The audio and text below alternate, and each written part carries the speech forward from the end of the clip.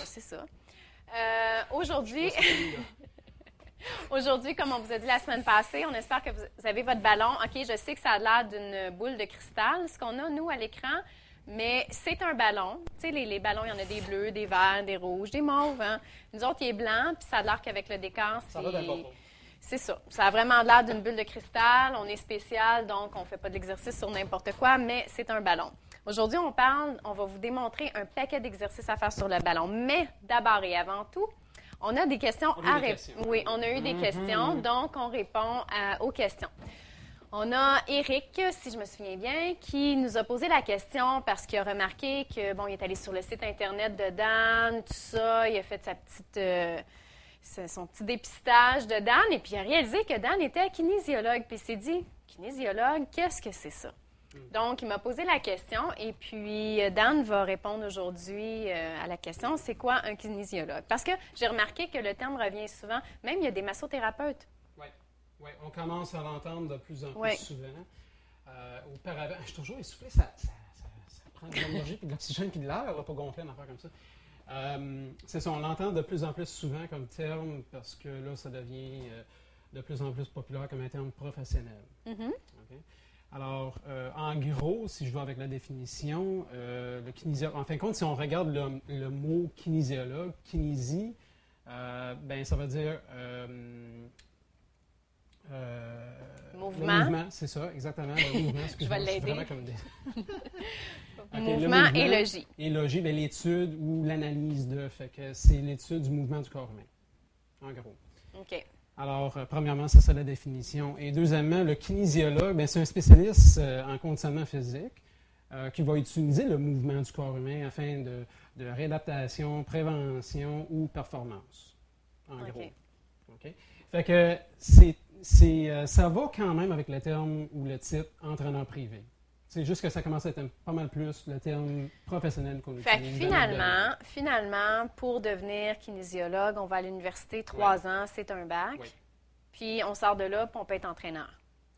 Mais on peut faire autre chose? Oui, on peut faire autre chose que juste faire de l'entraînement dans les centres de conditionnement physique.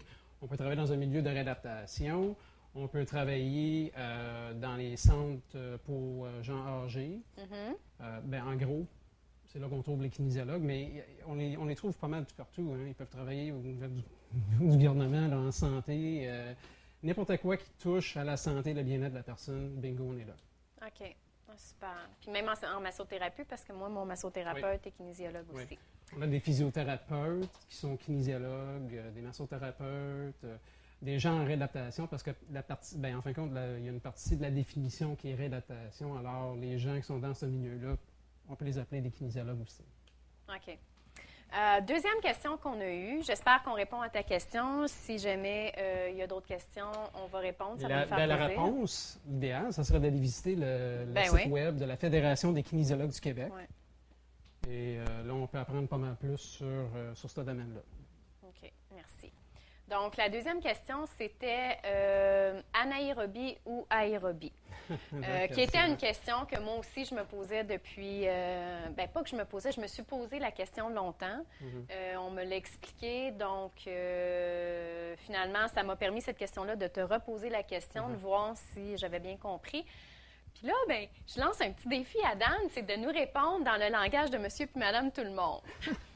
Parce que vous auriez dû voir les longues explications à coucher dehors qu'il m'a données. Ouais.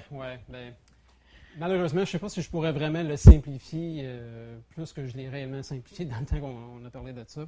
Mais en gros, aérobie veut dire que ça prend de l'oxygène, puis anaérobie, ça veut dire que ça ne prend pas d'oxygène. Fait que le spectrum va de l'utilisation d'énergie qui nécessite de l'oxygène vers l'utilisation d'une source d'énergie qui ne nécessite pas d'oxygène. Fait que, en gros, les lipides utilisent de l'oxygène pour faire de l'énergie, le gras, et de l'autre côté, le sucre, on n'a vraiment pas besoin d'oxygène pour utiliser du sucre pour fournir un effort en entraînement. Fait que si je regarde un exemple, en ce moment, moi et toi, on est en aérobie. OK.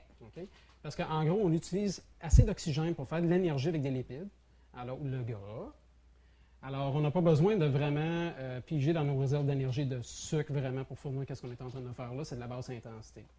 Quelqu'un qui fait de la marche, aérobie.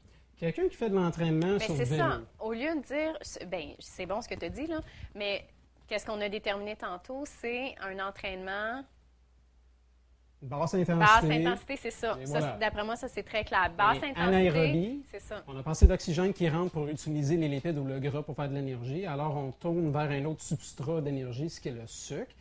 Et puis, dans ce temps-là, c'est une source d'énergie rapide et on n'a pas besoin d'oxygène pour fournir pour un effort à haute intensité. Fait que, mettons, faire un sprint. Anaérobie, c'est avec haute intensité. Bien, plus qu'on augmente l'intensité de l'effort qu'on fait, plus qu'on travaille dans la zone anaérobique. Anaérobique, c'est ça. Parce qu'on a moins d'oxygène, on n'a pas Ouais. besoin autant d'oxygène, on a vraiment besoin d'avoir une source d'énergie rapide. Fait que le sucre devient pas mal plus rapide que les lipides. OK, mais récapitule. Donc, anaérobie, parle pas de lipides, parle pas de sucre, parle pas de rien. Anaérobique, intensité. Effort intense, C'est ça. C'est ça que je veux que tu dises. T'es aérobie, capable, c'est bon. basse intensité. Super. Donc, c'est ça. Ça, c'était notre deuxième question. Et la troisième question, c'était quelqu'un qui s'est blessé aux côtes. Donc, la question m'a été posée lors de ma chronique de yoga, qui s'adressait dans le fond un peu à moi, soit en tant qu'en mise en forme ou bien en yoga. Je te dirais que Dan et moi, on est convenus qu'il n'y a pas vraiment d'entraînement possible. Hein. Au niveau des côtes, c'est un peu compliqué.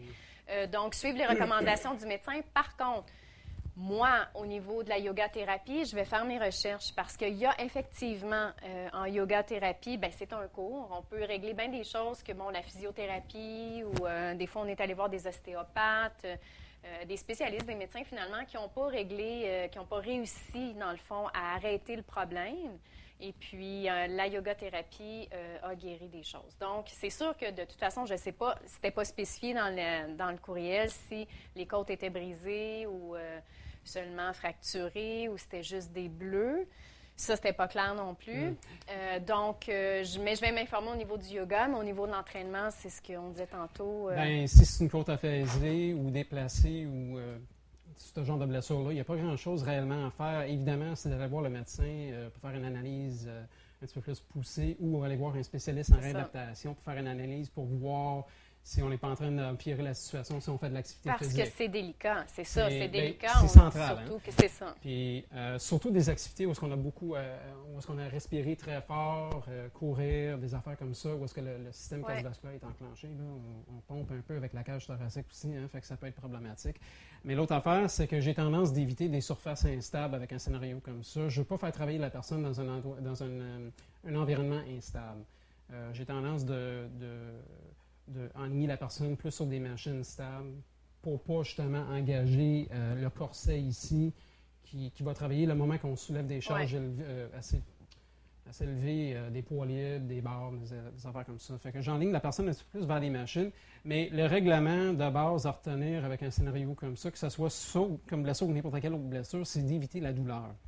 Si on crée de la douleur, on est en train de réveiller la blessure ou on empêche un peu la guérison. La guérison, c'est ce que je pense. Fait que ça, c'est primordial. Dans tout ce que je vais faire avec mes clients, c'est que j'essaie de m'entraîner en l'entour ou entraîner la personne en l'entour de leur douleur. Si on n'est pas capable, dans ce temps-là, on évite les actions pour la partie qu'on veut travailler, on passe à d'autres choses, puis quand la personne va avoir moins de douleur, bang, on saute en action.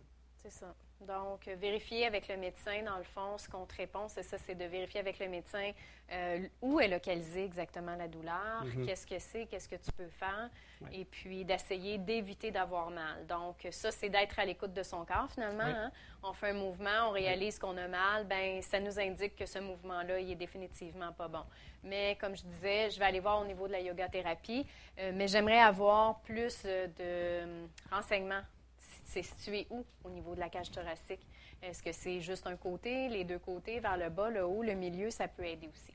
Donc, merci beaucoup, par contre, d'avoir participé. C'est super le fun. Puis, on espère avoir d'autres questions, d'autres commentaires, recommandations. On est tout oui. Donc, aujourd'hui, on a plein d'exercices à vous faire faire. Et à faire aussi, finalement. Donc, déshabillez-vous, mettez-vous à l'aise, allez chercher votre ballon. Nous aussi, on prend notre ballon. On va commencer avec... Je viens juste de gonfler. Fait qu'on commence par Bien, on va commencer la flexion du plutôt par le ballon. Les gens, souvent, ils me posent la question quel genre de ballon que je dois acheter, quelle dimension. Typiquement, on va aller avec un ballon de 55 cm, ce qui c'est ça, là, que ce que j'ai dans mes mains en ce moment, c'est à peu près 55 cm. Pour des gens qui sont moins grands, peut-être un ballon de 45 cm, quelqu'un plus grand, un ballon de 65 cm. Il existe des ballons qui ont plus de volume que ça, des 75 cm, mais il faut être vraiment géant pour nécessiter un ballon de ce genre-là. Fait que ça, c'est pas mal un ballon standard là, qu'on trouve dans les centres de conditionnement physique et à la maison. Fait que c'est ça que... Au fait, on ne le trouve pas à la maison, à moins qu'on l'ait acheté préalablement. Oui, exactement. Je dois spécifier qu'avec un ballon, il faut le gonfler 2 fois. Parce que quand vous gonflez votre ballon la première fois, il va y avoir une distorsion. Votre ballon ne sera pas vraiment un ballon. Ça va l'air un petit peu football, là, parce qu'il y a une distorsion au niveau de la forme. Puis ça prend du temps avant que le matériel prend expansion. Fait qu'on doit le gonfler 2 fois avant de s'en servir. D'ailleurs, c'est ça que j'ai fait tantôt, on l'a gonflé la 2e fois. Fait qu'on est en business avec notre ballon. Oui, puis avec les ballons, on peut vraiment... c'est un peu comme l'élastique, utiliser notre créativité. Oui. Il y en a des exercices, sauf que, contrairement à l'élastique, il n'est pas aussi transportable. On va en vacances, on n'apporte pas notre ballon comme carry-on dans l'avion. Ça passe à moins qu'on pas. apporte un compresseur. C'est ça. Ou notre entraînement, c'est de pomper le ballon. Fait que ça aussi, ça peut être un entraînement. Mais c'est quelque chose qu'on trouve pas mal partout, par contre. On parle de centre de consommation physique et les magasins qui vendent l'équipement pour l'entraînement. Oui, effectivement.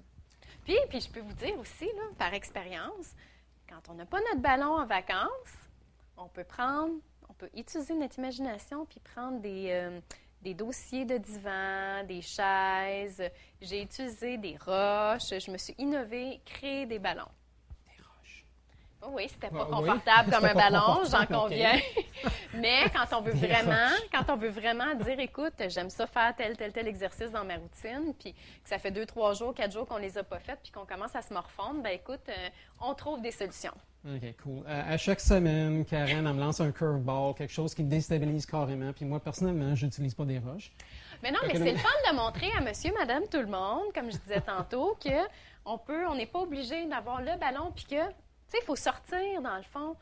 Comment ils disent ça? Sortir, en anglais, ils disent « out of the box ». OK, think outside the box. C'est ça. Fait qu'il faut penser à l'extérieur de la boîte, il faut sortir de notre zone de confort, puis il faut se dire « écoute, je veux faire ça, je ne l'ai pas avec moi, qu'est-ce que je peux faire? » Puis là, tu te mets dans la posture, puis tu te dis « OK, bon, mais dans quelle posture je peux me... » Tu sais, on est dans la nature, là, il y a tout. Penses-tu vraiment qu'avant, il y avait des gyms? Tu sais, là, puis là, moi, je me souviens du film que j'ai vu. Tu sais, non, mais là, OK, c'est un film, j'en conviens, vous allez me le dire, là. Mais il était sur le bord de la plage, puis attends, c'était avec, tu sais, la grande avec les yeux bleus. En tout cas. Elle vient juste de décrire la moitié de la population. Non, attends, je me souviens pas de son nom. En tout cas, ce film-là, il était tout super beau, super en forme. Puis, OK, tu dis, OK, j'en conviens, c'est des comédiens des années 1980, puis... Fait qu'ils vont au gym, puis ils viennent faire le film après. C'est correct, je le sais, j'en suis consciente. N'empêche que Tarzan, OK, il était musclé, puis il était juste dans la nature avec des arbres puis des lianes. Puis des singes. Bon. OK. Fait qu'il y a moyen, sans avoir de poids, sans avoir de ballon ou d'élastique ou de machine, d'être en forme. OK. Fait que la semaine prochaine, on rentre les vignes, les singes puis les éléphants pour l'entraînement. Cette semaine, on va aller avec la technologie un petit peu plus avancée que Tarzan. Ça sera une idée, ça, par exemple. Ouais. Je vous reviens là-dessus. Là, c'est sûr qu'on fait un entraînement dans la jungle. Oui, OK. Ou dans un zoo. Oui, dans un zoo. Oui, ça serait bon. Cool. OK. Fait que là, bon, moi, j'ai décidé qu'on commençait à moins que... Lance-moi ça. On va regarder ça. De toute façon, tu vas me le lancer, je vais te le montrer, puis tu vas le faire. Ah oui, c'est vrai. C'est le fun, ça marche. Je vais faire attention à les sélectionner comme du monde. Commence avec numéro 1, puis on va finir avec la fin. c'est ça. Numéro 1, oui, OK. Celui-là, je suis habituée. Flexion du tronc sur ballon. OK. Flexion du tronc sur ballon pour les abdominaux. Les études démontrent que c'est un exercice qu'on peut faire très bien sur un ballon de ce genre-là. Ça sollicite très bien les muscles qu'on veut travailler. Alors, je vais vous montrer la position classique que je vois par contre, parce qu'il y a toujours une erreur qui s'installe dans la technique au niveau du ballon. C'est que les gens ont tendance à remonter trop haut. Puis, premièrement, assurez-vous d'avoir une surface qui fera en sorte que votre ballon ne glissera pas. Parce que si votre ballon glisse, vous êtes les faux fonds à terre, là, c'est garanti. Et je parle par